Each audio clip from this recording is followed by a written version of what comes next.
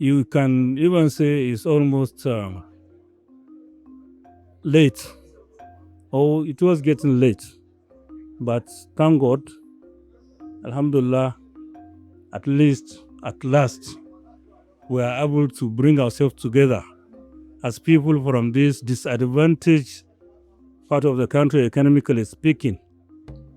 I've seen people from all over the world participating in the summit, and I have seen how enthusiastic, how positive our people from this part of the country are in the summit, so vibrant, so active, and we have succeeded in bringing investors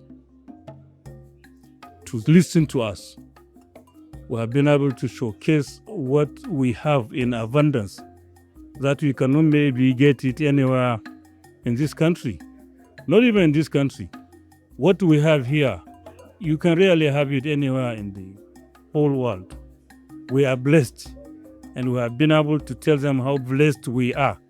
And I have seen how much interest it has aroused from our guests whom we are expecting to come and invest. The future of northern Nigeria truly depends on how much we can unlock the potential in minerals and agriculture and power. But apart from the fact that it's unlocking the potential of northern Nigeria, it also is unlocking the potential of Nigeria. There's no doubt about it that if you do that, it has a great impact on the country as large. So I commend them. The only thing we must ensure that it's not just talk shop. We have to see that we address some of the recommendation and bring it into use. So one of the key things we need to do is improve on the collaboration and working together of all the different stakeholders, not just government, particularly public and private sector partnership. Very, very key in seeing that happens. But the fact that we're talking about it is a good step. We just need to follow through. The leaders have to take ownership of it. That's the only way we can go forward. They've done the best to start the discussion. Is now to see how the leaders, when I say the leaders, the governors, members of the National Assembly, the business leaders, the community leaders, they are the only ones that can take it forward to the next step. We're looking at the right sectors. So outside of mining, for example, one of Sabu's major investment focus areas are agriculture and renewable energy. And this, of course, do not come without using technology as a major factor, a multiplier factor. So Northern Nigeria has massive amounts of capital. So in terms of land, some form of infrastructure, we also have labor, a very young population. Now, when you look at GDP or output, as it is called, GDP growth is driven by multipliers of capital, labor, and innovation or technology. And I think that's which is the innovation or technology layer, is what we're missing. So expanding on that, there's a lot of call for the government to do many things. But we also know that the government can create an enabling environment, but the government should not be running businesses.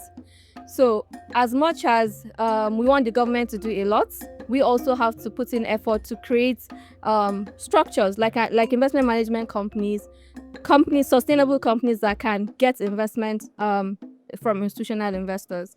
The role of the public sector or government is to create a conducive environment.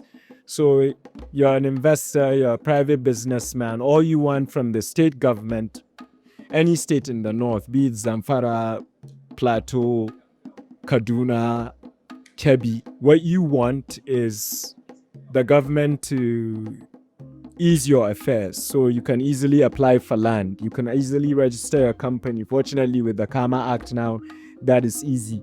And you do not get bottlenecks in the bureaucracy. So you can set up your business and get proper financing. So the public plays that role, but it's almost an invisible hand.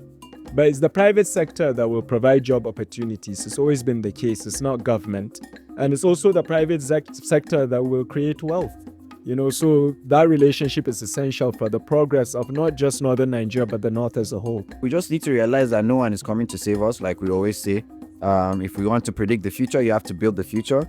The fact is simple. If we don't come together and do this, then these challenges that we keep discussing are going to come and haunt us, or end up doing worse than our parents. So we are saying no, we're not going to do that. Even if it's 1% incremental change, we're okay with it. And it's time for us to all start now, at least, make it exist and then make it perfect. We don't want to continue the economic or world order where all we are known for is exporting raw materials.